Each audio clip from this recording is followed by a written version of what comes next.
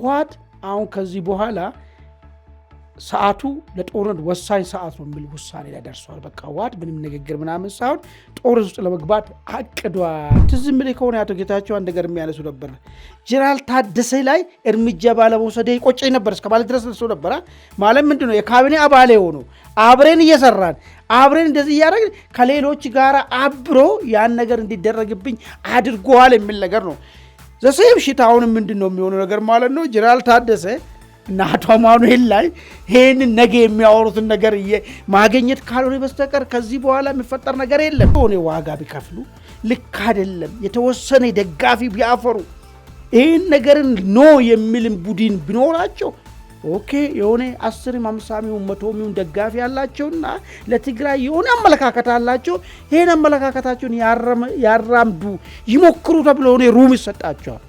አሁን ጀነራል ታደሰን እዚህ አምጥተን ፖለቲካ ሩም ሊሰጣቸው የሚችልበት ምክንያቱ ምንድነው ነው ጥያቄ አልገባኝ። ህወሓት ይዋጋሉ ብሏል፣ መንግስት የለም ብሏል። መንግስት ደግሞ መኖሩን ማረጋገጥ ይፈልጋል። ስለዚህ አሁን በዚህ መካከል ላይ የምትጫወት ለዚህ የመሃል ሜዳ ቆመ መሃል ሰፋሪ ሆነ የምትጫወቱ ጫወታ አይደለም።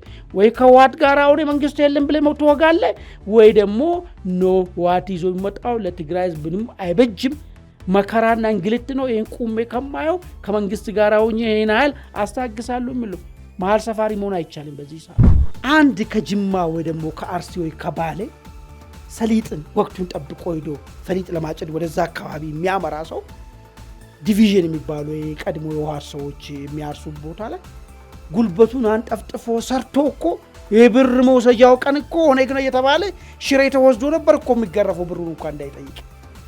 እንደዛ ማለት ነው የሚፈጸሙ። ግን ይሄ ነው አሁን ሁለተኛ ዜጋ ማለት ነው። በገዛ ሀገር እንዲህ አይ በደል ሲፈጸምብህ ህግ አያስጥልህ፣ ማንም አያስጥልህ።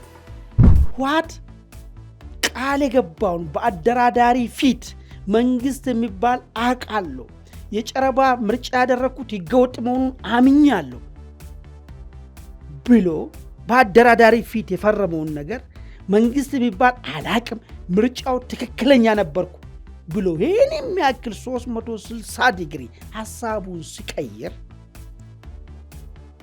ይሄን ሐሳብ ቀይሮ ቀጣይ ሊሆን የሚችለው ጦርነት ነው። ይሄ ለጦርነት 100% ዝግጁ ሲሆን ሁማን ራይቶች ለምን አሁን ነገር ነው መጣ?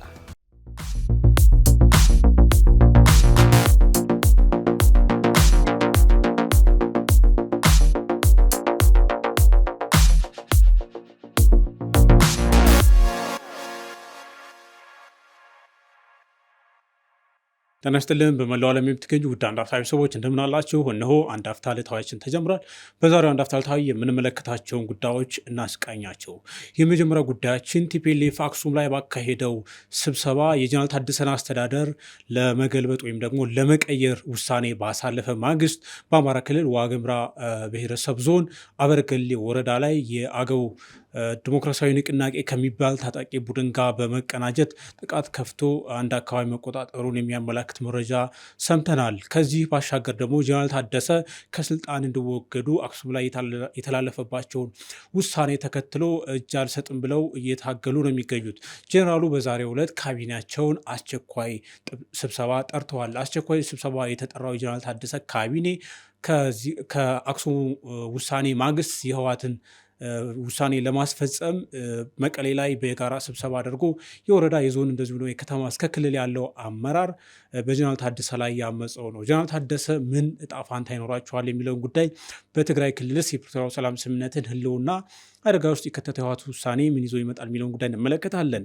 ሁለተኛው ጉዳያችን ሁማን ራይትስ ዎች ከሰሞኑ ይፋ ባደረገው ሪፖርት የእነ ኮሎኔል ደመቀ ዘውዱ የወልቃይት አስተዳደር የትግራይ ተወላጆች ላይ ግፍ እየፈጸመ ነው፣ የሰብአዊ መብት ጥሰት እየፈጸመ ነው፣ በሀገራቸው ወይም ደግሞ በአካባቢው እንደ ሁለተኛ ዜጋ እንዲቆጠሩ እያደረገ ነው፣ እያገለላቸው ነው የሚል ሪፖርት ይዞ ወጥቷል።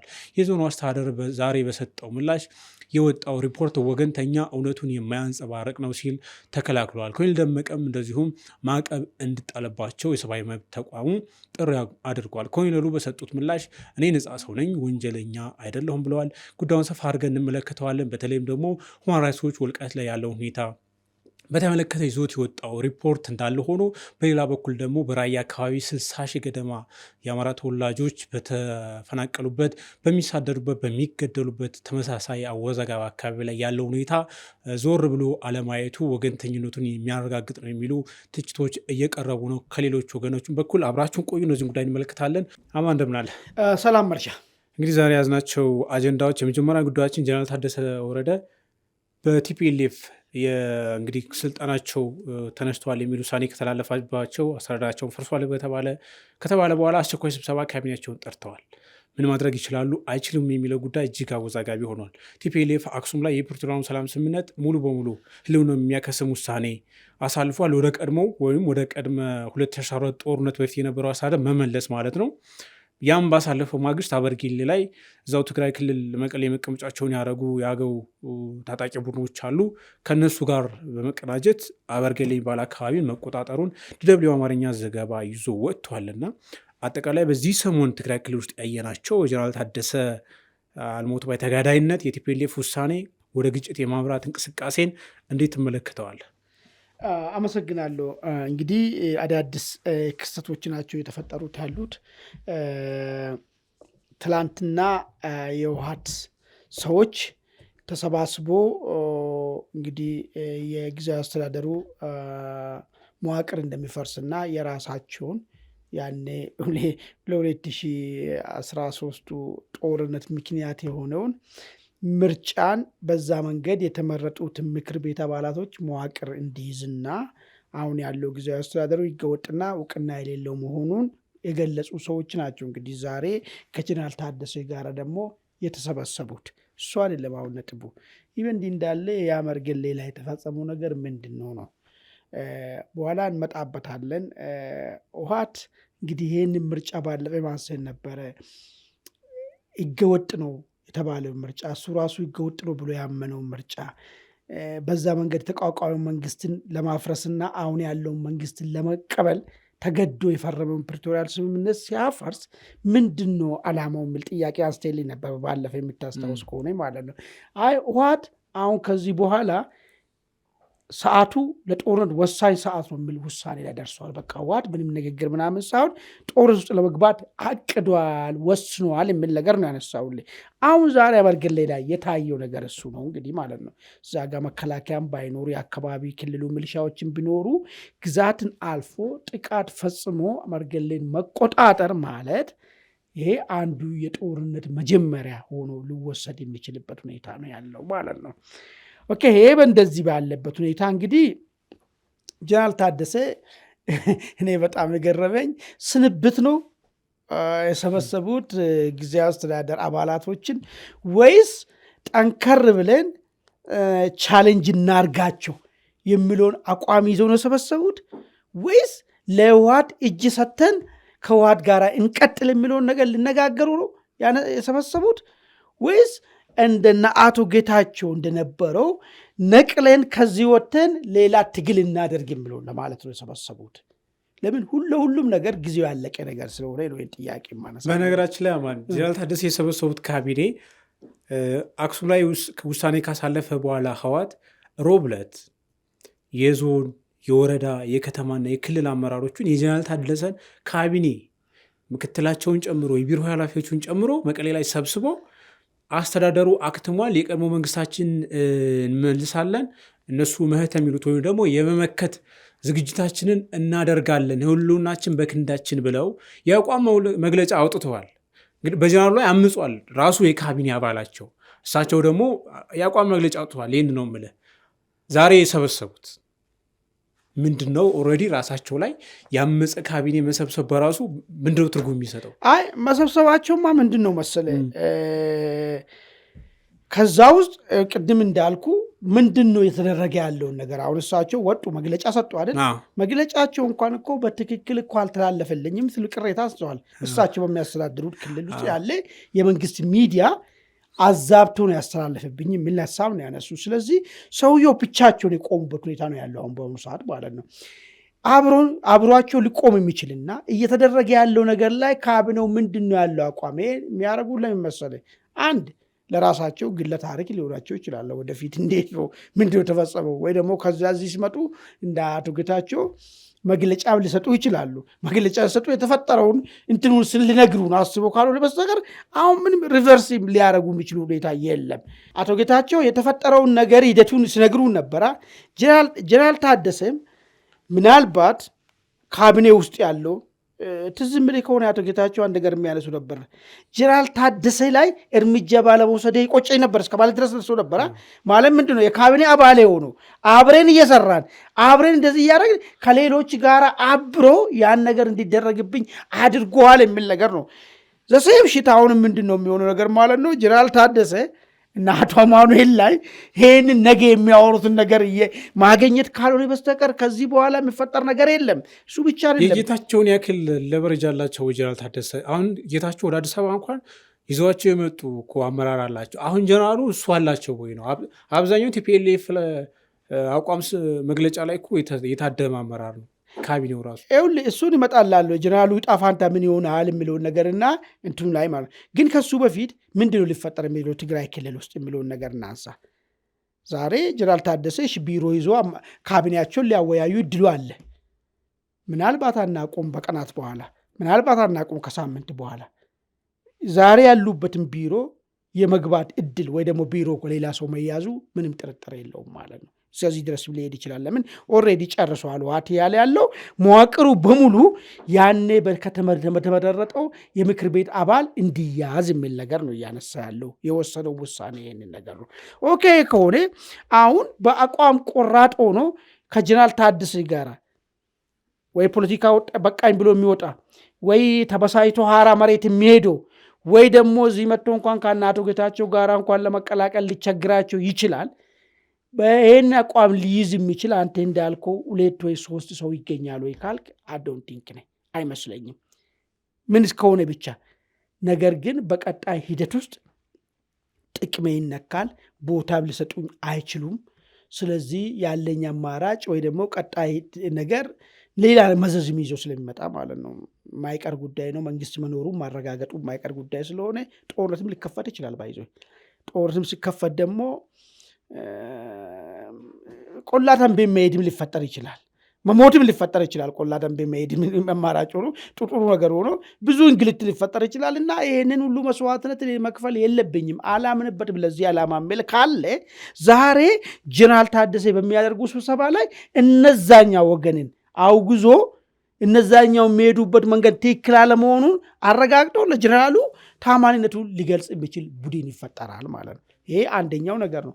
ሁለተኛው ግን ሊሆን የሚችለው ካቢኔው ራሱ ጀነራሉን ከውሃድ ጋር አስታርቆ ስልጣኑን በሰላም አስረክቦ ወይ በወታደራዊነቱ ወይ በሆነ ነገር እዛው አብሯቸው እንዲቀጥሉ ሁኔታ ማመቻቸት ካቢኔው ራሱ ገብተዋል አይደል?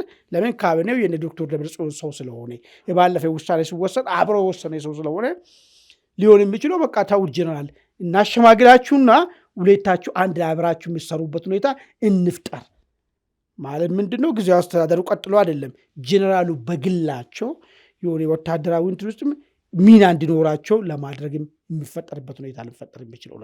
ሶስተኛውና መጨረሻ የሚሆነው ስንብት ነው የሚሆነው ማለት ነው። በቃ ለነበረን ነገር ጥሩ ነበረ፣ ከዚህ በላይ መቀጠል የሚቻል ነገር ስላልሆነ ምናምን ብሎ እሳቸው የሆነ ነገሮችን ተናግረው አቁም ያለው ሊሉም ይችላሉ። ባይዞ ሁኖስ በቃ እንግዲህ ከሰሞኑ እያሉ ነው ያሉት ደግሞ በኃይል ብትሞክሩትም እዚያው ይለይልናል መሬት ላይ ነው እያሉ ያሉ። እንግዲህ ምን እንደሚያደርጉ ምን ይዞ ነው አሁን ኩዌሽኑ? ኃይል አላቸው ወይስ የሚደግፋቸው ካቢኔ አለ?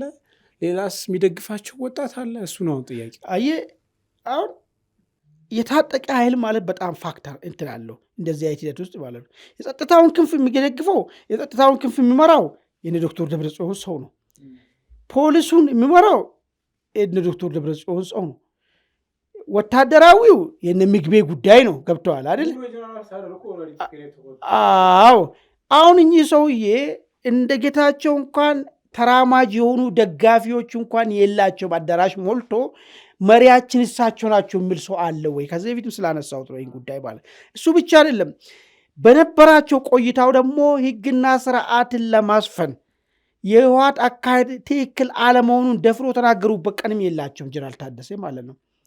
በዚህ ምክንያት ሰሞኑን የተናገሩት በግልጽ እሱ በቃ እንደዚህ አሁን እኮ አንድ ዓመት ሙሉ ውስጥ ይገላበጥ ኖረ የተሰጠህን ነገር አንድችም ለመፈጸም ሳትሞክር ቀርተ አሁን ኦልሬዲ በአንተ ላይ ስልጣን ሹምሽር ካደረጉ በኋላማ ይናገራል ማንም ሰው። ይህንን ታዲያ ጀነራሉ መልካም ነገር ጥሩ ነገር ያስቡ ነበር፣ ከህወሓት ውጭ የሆነ ነገር ያስቡ፣ ከህወሓት አጥር የዘለለ ነገር ያስባሉ ብሎ ማን ሊቀበልላቸው ነው? ስለዚህ እዚህ ጋር መጥቶ ምንም የክብር አቀባበልም አይጠብቃቸውም። የሆነ ዋጋ ቢከፍሉ ልክ አይደለም። የተወሰነ ደጋፊ ቢያፈሩ ይህን ነገርን ኖ የሚልም ቡድን ቢኖራቸው ኦኬ የሆነ 10 50 100 ደጋፊ ያላቸውና ለትግራይ የሆነ አመለካከት አላቸው። ይህን አመለካከታቸውን ያራምዱ ይሞክሩ ተብሎ ሆነ ሩም ይሰጣቸዋል። አሁን ጀነራል ታደሰን እዚህ አምጥተን ፖለቲካ ሩም ሊሰጣቸው የሚችልበት ምክንያቱ ምንድን ነው ነው ጥያቄ አልገባኝ። ስለዚህ ሊሆን የሚችለው ጀነራል ታደሰ እልና ቁጭት ካላቸው አራ መሬት መሄድ ነው ያለባቸው። ይሄ ነፃ መሬት የሚባሉ የተደራጁ ኃይሎች አሉ። እዛ ከሄዱ ነገሮቹን እንትን ሊያረጉ የሚችሉበት ሁኔታ ይፈጠራል። ግን ካላቸው ባህሪ አንጻር ካየ ባህሪያቸውን ካየ ማመቻመች ነው እሳቸው የሚፈልጉት። እሳቸው ብቻ ያን ቦታ ላይ ሆኖ እንዲቀጥሉ፣ ግን ችግሩ አይፈታ፣ በዚህ በኩል ያለውም ችግር አይፈታ፣ ችግሩ እንዳለ ይሁን መቀጠል መኖርን ነው የሚፈልጉት። ከዚህ በላይ ደግሞ እንደዚህ መቀጠል የሚያስችል አይመስልም። አሁን ያለው ነገር መሀል ሜዳ የሚባል ቀረ እኮ ህወሓት እዋጋለሁ ብለዋል፣ መንግስት የለም ብለዋል። መንግስት ደግሞ መኖሩን ማረጋገጥ ይፈልጋል። ስለዚህ አሁን በዚህ መካከል ላይ የምትጫወት የመሀል ሜዳ ቆመ መሀል ሰፋሪ ሆነ የምትጫወቱ ጫወታ የለም። ወይ ከህወሓት ጋር ሆነ መንግስት የለም ብለህ ትወጋለህ፣ ወይ ደግሞ ኖ ህወሓት ይዞ የሚመጣው ለትግራይ ህዝብ ምንም አይበጅም፣ መከራና እንግልት ነው፣ ይህን ቁሜ ከማየው ከመንግስት ጋር ሆኜ ይህን ኃይል አስታግሳለሁ የሚለው መሀል ሰፋሪ መሆን አይቻልም በዚህ ሰዓት። ስለዚህ ጀነራል ታደሰ ካርታቸውን ጨርሷል። የሚያወጡት ካርድ የላቸውም ከዚህ በኋላ። እሱ የሚታየኝ ይሄ ባለበት ወቅት እንግዲህ ቲፒኤልኤፍ የፕሪቶሪያ ስምምነት ኦልሬዲ ተተግብሯል አልተገበረም ብዙ ጊዜ ያልነው ጉዳይ ነው። አሁን በቃ በግልጽ ከስምምነቱ ራሱን እንዳወጣ ኦልሬዲ በውሳኔው የሚያረጋግጥ ነገር ነው። ሌላ ምንም ትርጉም ሊሰጠው አይችልም። በዛ ማግስት አበርገሌ ላይ የአገው ዲሞክራሲያዊ ንቅናቄ የሚባል ታጣቂ ኃይል አለ። ከእሱ ጋር ከተማ ተቆጣጠሩ የሚል ዲደብሊው አማርኛ ዘገባ ይዞ ወጣ። ይሄ ነገር እንግዲህ ኦልሬዲ ወደ ኮንፍሊክት ዳርዳር እያለ ነው ማለት ነው። እንግዲህ ቲፒኤልኤፍም ውሳኔ የአክሱም መቀሌም ላይ አመራሩን ከወረዳ እስከ ክልል ሰብስቦ ያሳለፉ ያወጣ አቋም መግለጫ ህልውናችን በክንዳችን ነው የሚለው መፈክሩ የመግለጫው መጨረሻ ወደ ጦርነት ዳርዳርታ ሳይሆን ኦልሬዲ እየተገባ ነው የሚሉ ሀሳቦችን እየሰማን ነው። እና በአንተ በኩል እንዴት ነው የምታየው? በተለይ አበርገሌ ጥሩ ነው። ለምንድን ነው አበርገሌ የሚለውን ነገር ነው አሁን ማታየት አለብን መተንተን ያለብን ብዬ የማስበው። ከፌዴራል መንግስቱ ጋር መዋጋት ከፈለግ የተመቻቸል በወልቃይት በኩል አለ፣ የተመቻቸል በራያ በኩል አለ። ለምን አበርገሌ የተመረጠ ነው? ቲፒኤልኤፍ ምንድን ነው መጫወት እንፈልጎ ጫወታ? ባለፈ አንድ የወጣ ምስጢር አለ ገና አክሱም እያሉ የወጣው ምስጢር ምንድን ነው? አማራ ክልልና ኦሮሚያ ክልልና እንደዚሁም በጎረቤት ሀገር ያሉትን ኃይሎች ጋር ጥምረትን ፈጥረና ምርጫውን ምርጫ እንዳይሆን እንዲስተጓጉል በማድረግ ከዛ አሁን ያለው መንግስት ራሱን ልጅትሜት ለማድረግ የሚሄድበትን ርቀት እንገተዋለን፣ ከዛ የሚሆነውን ነገር እናያለን የሚል ነገር ነው ሀሳብ ነው ያላቸው። አሁን አበርገሌ ላይ ለምንድን ነው ፈለጉት የሚለውን ነገር ነው እንግዲህ ምናልባት እኛ አይደለንም የአገው ዲሞክራሲያዊ ምንድነው ንቅናቄ ሆኖ የሚያደርገው ይህን ነገር ለማለት ፈልገው ነው ወይስ የአገውን ንቅናቄ ኃይል ራሱ የራሱ ስርዓት ላይ በዚህ ስርዓት ላይ ጥያቄ ስላለው ሌሎች ኃይሎች እኛ ወደ አማራ ሰብሬን መግባታችንን እንደ ወራሪ አይሆንም። አሁን ለምን በወደ ወልቃይት ብትል ከዚህ በፊት በደንብ ተነጋግረንበታል። ኮምፕሊትሊ ጫወታው አዲስ ዳይናሚክስ ይዞ ይመጣል። ያሰብኮ አብሬ ምርጫውን አስተጓጉላለሁ ከአማራ ክልል ውስጥ ከሚንቀሳቀሰው ኃይል ጋር ብለህ ያቀድከው ነገር አማራ ክልል ያለውን ፎርስን ለሁለት ሊከፍል የሚችልበት ሁኔታ ይፈጠራል። ወደ ወልቃይትን ይቆጣጠራለሁ ብትል ማለት ነው።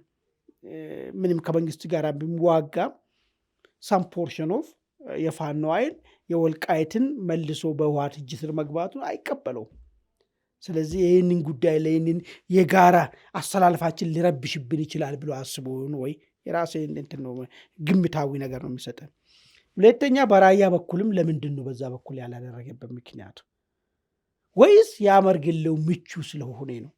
ወታደራዊ እንትን ስለሌለው ነው ወይ ቦታው ምን አስቦ ነው? ግን የፈለገ ነገርም ቢሆን ህወሓት ለወሰነው ውሳኔ አሁን መዋጋት አለብን፣ አሁን ጦርነቱ መነሳት አለብን ላለው ነገር በይፋ መጀመሩን ነው የሚያሳየው ነገር ማለት ነው። ኦኬ ይሄ ከተጀመረ ታዲያ ምንድን ነው ተያይዞ ሊመጣ የሚችለው ነገር ነው? አሁን የሚወስኑት ጀነራል ታደሰ ዛሬ ማታ ስብሰባቸውን ሲጨርሱ የሚያወጡ መግለጫ ይወስናል። ምንም ቢሆን ብታረቁም አኩርፎ ለመምጣት ከወሰኑም ወይ ደግሞ እኔ በቃኝ ስልጣኔን በቃኝ እኔ ኮዝ አልሆንም መስማማት ካልቻላችሁ እኔ ጊዜያዊ አስተዳደሬን ለቅቄ ያለው ሊሉም ቢሆን ይችላል የሚችሉ። በነገራችን ላይ ማን ትናንት ላንዳ ሪፖርት ለተሰኘ የዩቲዩብ ገጽ ላይ የሰጡ ኢንተርቪው ያየን ነበርና አማራጭ ሀሳብ አለኝ አሉ። የሚያስታርቅ ቲፒኤልኤፎች ጋር መነጋገር እፈልጋለሁ አማራጭ ሀሳብ ምን ሊሆን እንደሚችል እንግዲህ አዶ ነው አለኝ ብሏል። አማራጭ እሱን እኮ ነው አማራጭ ሀሳብ ሊሆን የሚችለው። እኔ በቃ በእኔ ምክንያት ግጭት ኮዝ የምትሆኑ ከሆነ እኔ ስልጣኑ ልልቀቅና ሌላ ሰው ከእናንተ ወገን ይሄ እንትኑ አይሆንም፣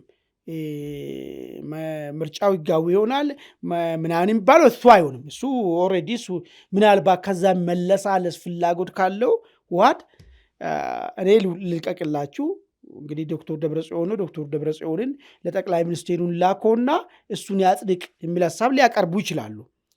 አሁን ምንድን ነው መሰለህ አንድ ያየሁት አንድ የሆነ ጋዜጠኛ ስለሳቸው ሲያስቀምጥ ቱዘ ሚኒመም ጀነራል ታደሰ ምንም ባይሰሩ እንኳን ትግራይ ክልል ውስጥ ጦርነት እንዳይካሄድ አድርገዋል፣ አራዝመዋል ነው ይሄን ይላሉ። ግን ይህም እኮ ትክክል እኮ አይደለም። ባለፈ ምን አልተካሄደም እንዴ ጦርነት? እንደውም እኮ ጊዜ መግዣ በራሱ ሁሉም በየፊናው እንዲዘጋጅ ኃይል እንዳፈረጥም ደለፍ አልፈጠረሙ የሚልም ሌላ ሳይድ ለምን ትግራይን ክልል ራሱ አንሰርቴን አድርጌ መቆየቱ ሰዋሱስ እንደዚህ አይነት ትግራይ ህዝብ ለምን ይሰቃያል? ዝም ብሌ ወይ ሰላም አልሆነ ወይ ጦርነት አልሆነ ዝም ብሎ እንደዚህ አሁን ያለበት ሁኔታ ወጣቱ ሸሽቶ የሚወጣበትን ክልል ለመደረጉ ራሱ አንተ ትክክለኛ ጥሩ አመራር ሰጥተሃል የምትባለው ችግሩን መፍታት ከቻልክ በተቻለ መጠን ዳሜጅን መቀነስ ከቻልክ ነው። አሁን እሳቸው ግን ዳሜጅን ነው አሳደርኩ ብሎ እንደ ትልቅ ነገር እየተናገሩት ያሉት ማለት ነው። እሱ ራሱ ሮንግ ነው፣ አይመለከተኝ። ስለዚህ አማራጫቸው ምን ሊሆን ይችላል? አሁን ዛሬ ሳስበው ስልጣኔን ለቅቄ ያሉ ሊሉ ይችሉበት ሁኔታ ሊፈጠር ይችላል። በቃ በእኔ ምክንያት ከሆነ ይህን ነገር አቁም ያሉ ለቅቄ ያሉ ሊሉ የሚችሉበት ይችላሉ። ለምን ባይሉም ነገ ቢሮ ሊቀሙ አማራጭ አላቸው ወይ ነው? ባይሉም ነገ ቢሮ ሊቀሙ ነው እኮ ነገ ቢሮ ይቀማሉ ባይዘ። ስለዚህ እሳቸው ቢሮ ከመቀማቱ በፊት እኔ በፍቃዴ ለቅቄ ያለው የሚለውን ነገር ሊያነሱ ይችላሉ ማለት ነው። መልካም፣ ወደ ሁለተኛ ጉዳያችን አልፋለን። ወደ ቤተሰቦቻችን ሁለተኛ ጉዳያችን ሁማን ራይትስ ዎች አዲስ ይፋ ባደረገው ሪፖርት እነ ኮሎኔል ደመቀ ወደ አማራ ክልል አደራጅተው ወይም ደግሞ ወደዛ አጠቃለው እያሳደሩ ባሉት የወልቃይት ሁመራ አስተዳደር ዞን አስተዳደር ውስጥ የሚኖሩ የትግራይ ተወላጆች አድሏዊ አሰራር እየተፈጸመባቸው ነው፣ የሰብአዊ መብት ጥሰት ተፈጽሞባቸዋል የሚል ሪፖርት አውጥቷል። እንግዲህ በዚህ ሪፖርት ላይ ኮሎኔል ደመቀ እና መሰል አመራሮች ላይ ማዕቀብ ይጣልባቸው የሚል ጥሪም ቀርቧል። ኮሎኔሉ ለቢቢሲ በሰጡት ምላሽ እኔ ወንጀለኛ አይደለሁም፣ ነፃ ሰው ነኝ፣ እንደውም ቲፒኤልኤፍ እዛ አካባቢ ሲያደርግ ከነበረው የተሻለ አስተዳደር ዘርግተናል ብለዋል። የዞኑ አስተዳደር ደግሞ በይፋ በሰጠው ምላሽ ሪፖርቱ አድሏዊና ሆን ተብሎ የአካባቢውን ገጽታ በኔጌቲቭ ወይም ደግሞ በአሉታዊ መንገድ ለመሳል የወጣ ሪፖርት ነው የሚል ምላሽ ሰጥቷል። እንግዲህ በገለልተኛ ወገኖች በኩል ደግሞ ሪፖርቱ ከዚህ ቀደም ሲነሳ እንደነበረበት አሁንም የገለልተኝነት ጥያቄ አንስተውበታል። እንግዲህ አወዛጋቢ አካባቢ ከሚባሉት ከወልቃይት በተጨማሪ በራያ አካባቢ ከፍተኛ ቁጥር ያለው በ10 ሺዎች 60 ሺህ ገደማ ዩኤን ሪፖርት እንደሚያመላክተው ሰዎች ተፈናቅለዋል። በዛ አካባቢ በርካታ ሰዎች ተገለዋል፣ ተፈናቅለዋል፣ ንብረታቸው ተዘርፏል።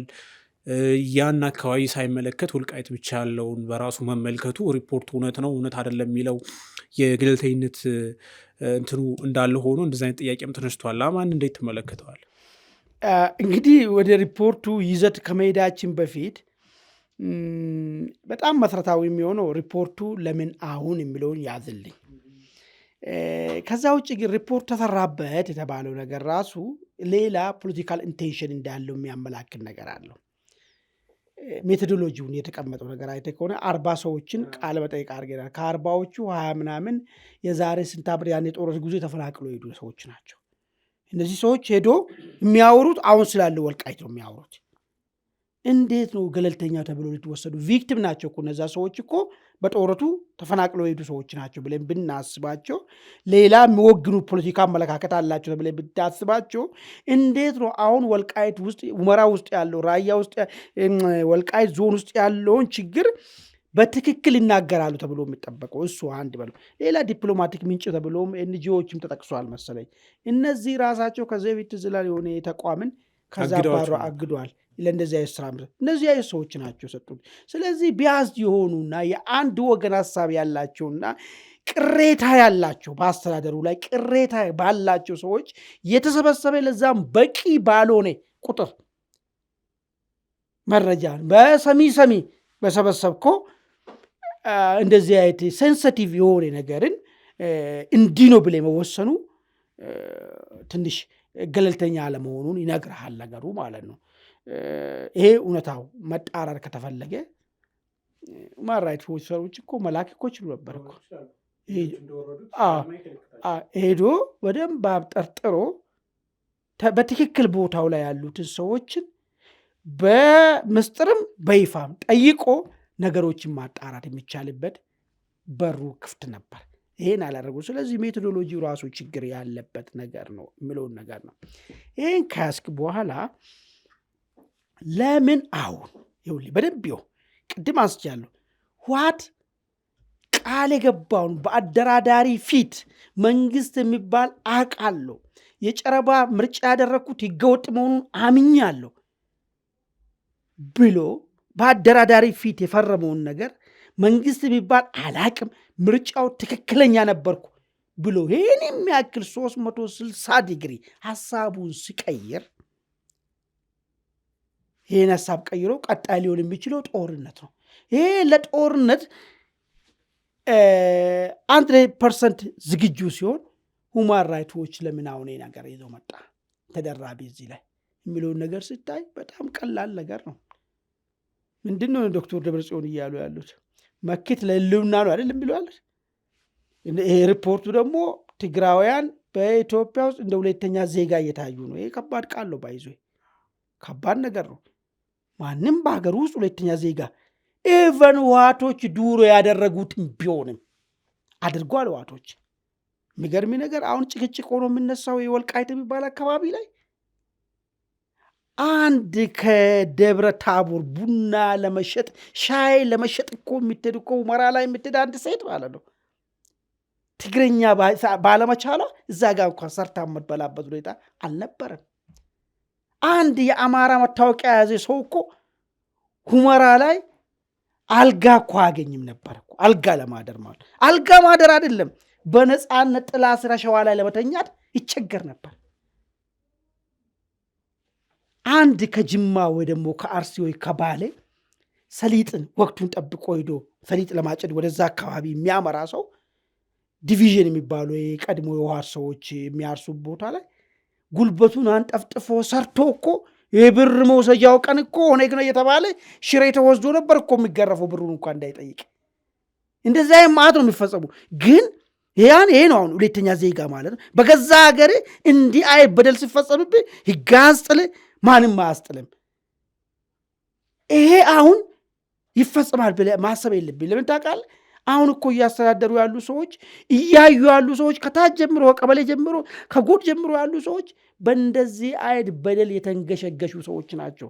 በደሉ ህመሙን ያውቁታል፣ መልሶ አይፈጽሙትም። ለዛም ነው ማንም መጥቶ ምርመራ ማካሄድ ይችላል። ይኸው ግቡ ደስ ይለናል የሚል ይህ ማን ነው? የት ቦታ ነው እንደዚህ አይነት ኮንፊደንስ ያለ? የት እስቲ ስማኝ እስቲ የት መቼ ነው እስቲ ኑና ግባና አጣራና ተጠያቂነት ካለ እንጠየቃለን። ትግራይ ህዝብ ላይም ኢቨን ነዋሪው ላይም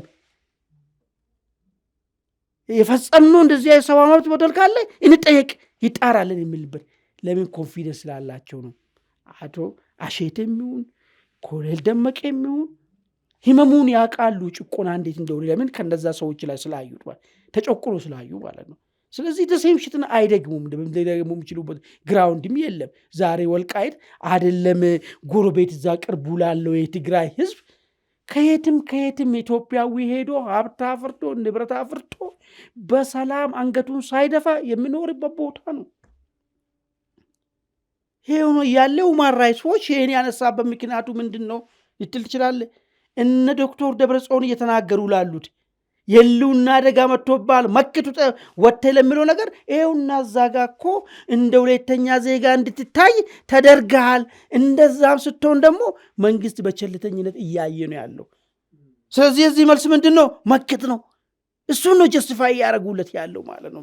ሌላ ጉዳይ ሪፖርቱ ላይ እንግዲህ እንደ ዜጋ ስትመለከት ምናልባት እዛ ላይ እንደ አይነት ነገሮች ተፈጽመዋል አልተፈጸሙም ኢንዲፐንደንት በሆነ መንገድ ይጣራ ተብሏል። እሱን ማድረግ እንደዛ ነው የምታምነው። ግን ሪፖርቱ አወዛጋቢ የተባሉ አካባቢዎች ወልቃይት ብቻ አይደለም፣ ከወልቃይት የባሰ ማለት ሰዎች ተፈናቅለው ያሉበት ራያ ላይ 60 ሺህ ገደማ ህዝብ ተፈናቅሎ ቆቦ፣ ሰቆጣ፣ ወልዲያ ነው ያለው። ሰዎች በጊዜ ይገደላሉ። በጣም ከፍተኛ የሆነ ሰብአዊ መብት ጥሰት ነው ያለው። ወጣቱ ወጥቶ አልቋል እዛ አካባቢ እና ይህንን እዛው ፈርስት ሃንድ እንትን ነው መረጃ ነው ያለን እኛ። ለምንድን ነው ያን ያልተመለከቱት በራሱ? ምክንያቱም አወዛጋቢ ሌላ የኢትዮጵያ አካባቢ እንቶና ሌላ እንትን ስለሆነ አትሊስት አወዛጋቢ ቦታ ካሉ ወልቃይትን ካዩ ለምን ራያን አላዩትም በራሱ? እንደው እሱን እንተው ነው እኮ ችግር የለውም። አይነሳሱ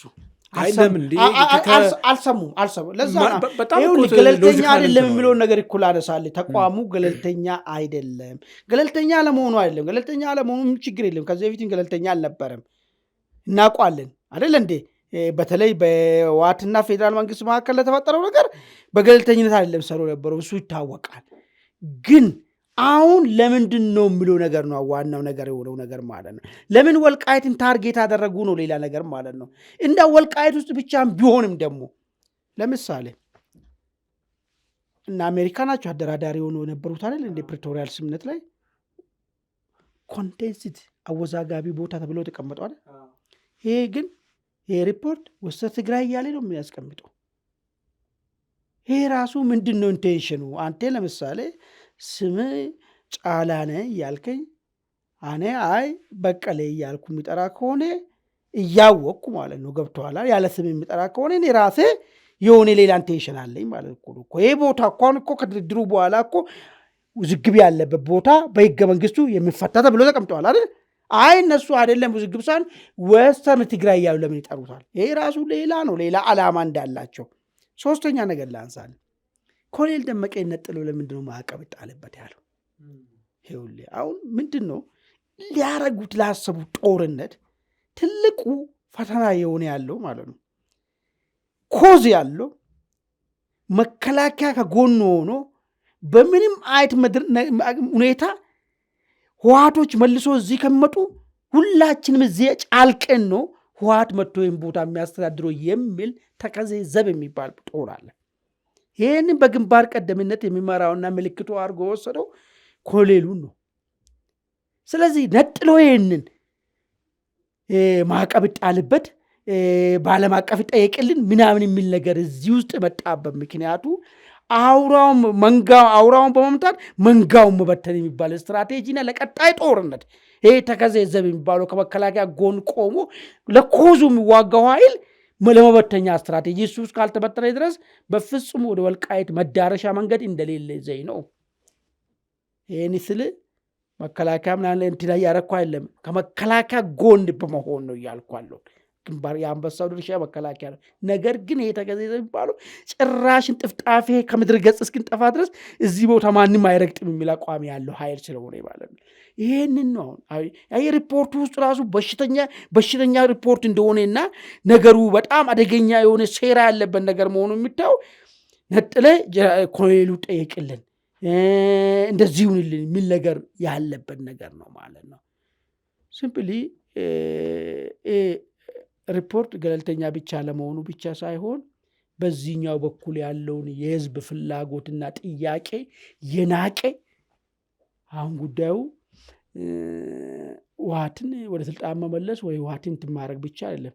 በዛው ልክ ደግሞ ወልቃይት የሚባሉ ማህበረሰብን እንደ ህዝብ ዲናይ ማድረግ ከባድ ነገር ነው። ይህም ያስጠይቃል እኮ አሁን እኮ ጥሩ ሰው እኮ ብሎ እኮ በደንብ አድርጎ ትማረግ የሚቻል ማለት ሁለት ውዝግብ ነው ያለው። ህዝብ አለ በዚህ በኩል እኔ እንዲህ ነኝ ብሎ ራሱ እንዲፋይን የሚያደርገው እሱን አንተ አይደለህም ብለህ በማገባ ሁኔታ ፖለቲከኛ ይበል ዶክተር ደብረጽዮን ይበል ለምን የፖለቲካ ፍላጎቱ ስለሆነ፣ አቶ አሼቴ ይበል የፖለቲካ ፍላጎቱ ስለሆነ፣ ገለልተኛ ነኝ የሚል ወገን ኢትኒክ ክሊንሲንግ ተፈጽሞብናል፣ ያለማንነታችን ሌላ ማንነት ተጭኖብን፣ እንዳውም ጄኖሳይድ ተፈጽሞብናል ነው የሚሉት ወልቃይቴዎች። አዎ ጄኖሳይዱ መፈጸሙ ልክ ነው ብሎ ዛሬ ሁማን ራይትስ ዎች ማረጋገጫ እነህን ህዝብን ጥሶ ማንነቱን ክዶት መጽሐፉ ራሱ በህዝቡ ደረጃና ፕላስ ደግሞ በአማራ ህዝብ ማለት ነው ላይ ወንጀል እንደመስራት ነው የሚቆጠሩ። ስለዚህ ይህንን ከፍ አድርጎ ጉዳዩን ማንሳት የሚቻልበት ጉዳይ ነው። ሌላ አንተ ያነሳው ጉዳይ ነው ለምን ራያ አካባቢ ምናምን አሁን እሱ አይጠቅም ማለት ለዛ እኮ ነው ያልኩህ እኮ ይሄ እኮ ስለ ሰብአዊነት ስለምናምን የሚባለው እሱ ተዋኪ እሱ ፉገራ ነው።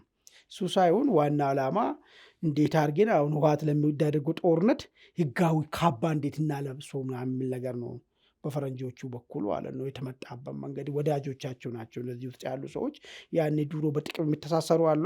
እነሱ የጻፉ ጽሁፍ ነው የጽሁፍ ማለት ነው። እሱ አሁን ዘመቻ ይጀምራል። ለዘመቻው ደግሞ ቀድሞ የመደላደል መንገድ ጠራጊ ደግሞ ሁማን ራይትስ ዎች ትግራይ ላይ ተፈጸመ ብሎ ይህን ነገር አስነብበዋል ለዓለም አቀፍ ማህበረሰብ። ከዛ ዘነከስት ህወሓት ለሚያደርገው ነገር ፍትሐዊ ነው ሊሉን ፈልጎ እየፈጠሩ ድራማ ነው ማለት ነው። አመሰግናለሁ ሆማን። ወደ ቤተሰቦቻችን ካለ ሰዓት አንጻር የዛሬውን አንድ አፍታ ላይ ቆይተናል። ስለተከታተላችሁን በእጅጉ እናመሰግናለን። በቀጣይ እስከምንገናኝ ጤና ይስጥልን።